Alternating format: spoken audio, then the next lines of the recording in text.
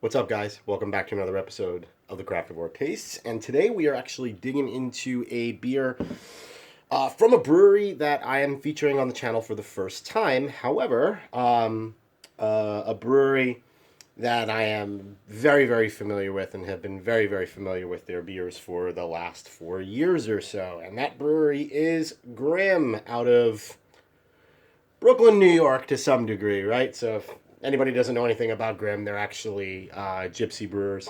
Actually brew a vast majority and release a vast majority of their beers out of a location in Sterling, Virginia. And then I also think that they were brewing and canning some beers out of Flagship Brewing in Staten Island. But this is Tom Tom, which is a double IPA brand new release from them. Can is dated on 4/16, so we're probably looking at, just about 3 weeks old here, so super kind of nice and fresh.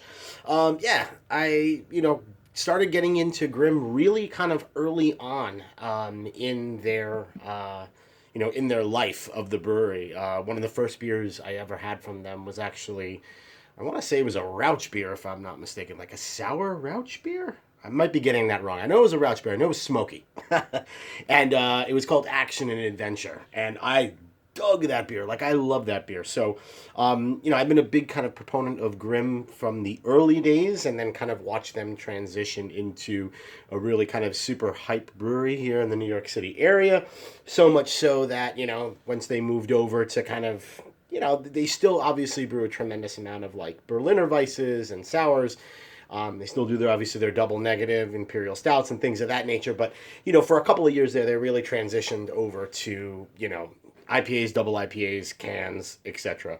Another big hype brewery in the city, and it got so much that they just didn't really brew a tremendous amount. So it got to the point where you'd be lucky if you found one or two Grimm cans per release. And there was high prices involved and all that other kind of fun stuff. And I feel lately, I guess maybe in the last 6 to 8 months, I could be wrong, but kind of some of that hype has died down. Either that or maybe they're really just increasing the amount of batches that they're doing for releases, because I can actually see cans around every now and then. They're not as scarce as they used to be just, a year or even 2 years ago. So anyway, super excited to dive into this. Again, we're going to go through the drill, obviously. We're going to pop a top on this one, get it into a glass, take a look at the appearance, get the aroma, taste it, and then we'll rate it. All right? So let's go ahead, pop a top, get it into a glass, and then go through the drill. All right, so we'll pop this guy right over here. So beer comes in. Wow, already get a massive blast of tropical fruits and citrus coming out of there, and the thing's not even near my nose. So beer is coming in a medium haze, I would say. I wouldn't say it's anything too crazy turpid, you know what I mean? But it's got a nice haze there for it. Medium to medium light gold color. I just poured that, and as you can see, basically the head has pretty much dissipated. It's just kind of like a thin layer leaving itself right there. So that went away pretty quickly. So maybe we'll just try to kind of turn it around a little bit, see if we can resurrect a little bit of that head. So yeah, beer looks kind of similar to a lot of their other beers. Very kind of similar looking. Again, not kind of super hazy, but there's kind of like a medium haze there. All right, let's go ahead and get ourselves an aroma. Oof. Wow. All right. So huge, massive notes of pineapple. Yeah, maybe even like a little bit of like candied citrus, like a candied like orange going on. Oh, there's like a little bit of like, man, it's really, really similar to, I can't remember. It's a beer I just reviewed, but I can't remember exactly which one it was right now. But like there's like, middle of the nose, you get like a little bit of kind of like dank earthiness kind of going on, which is cool. And then when you kind of combine that dank earthiness with that first blast of like pineapple and citrus, it really like melds itself really together. Like it's a nice kind of complex nose that I'm really digging.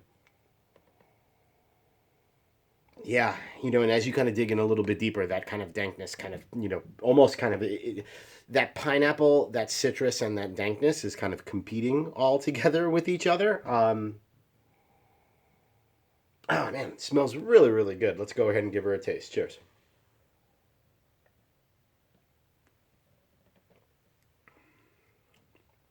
All right, wow. Yum. That's different. It's unique. Getting a tremendous amount of... So in the taste, that candied orange or that candied citrus flavor for me at least kind of takes over, right? Once it kind of hits your palate. I get that huge kind of note. There's this, oh man, how do I describe it?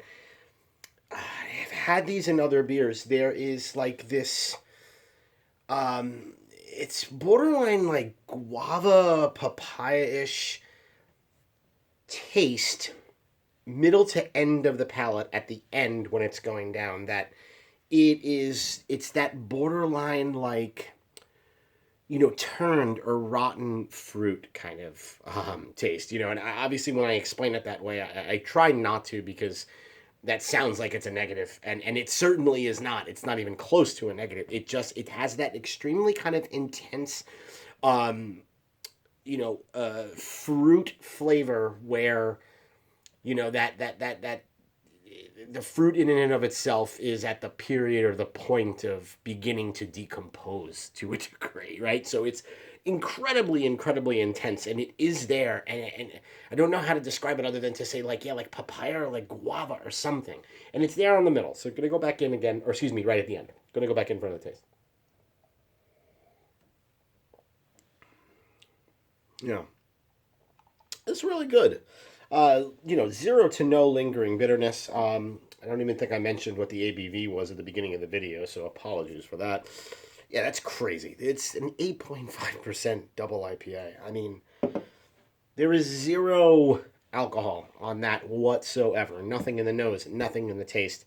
It really kind of just continues to kind of blow my mind, even in things like this, where it's almost a 9% beer, for crying out loud, and you just don't get anything. That's crazy dangerous, because I could easily see myself probably wanting to have one or two of these, and yeah, you'll get down that road pretty quickly, pretty fast, and things are going to end up bad for you. So anyway, all right, so let's go ahead and give this one a rating. Grimm's Tom Tom Double IPA. I'm going to go ahead and give this one a 4.15. I've definitely had better Grimm double IPAs and better Grimm beers. But this one's kind of interesting and unique. I dig the kind of pineapple, candied citrus up front, followed a little bit by that kind of, like I said, that kind of decomposing guava note in the taste. It's really good. It's super tasty. I have probably had, obviously, better stuff from them. But you know what? This is a really good, honest effort, and it's definitely, a very good beer.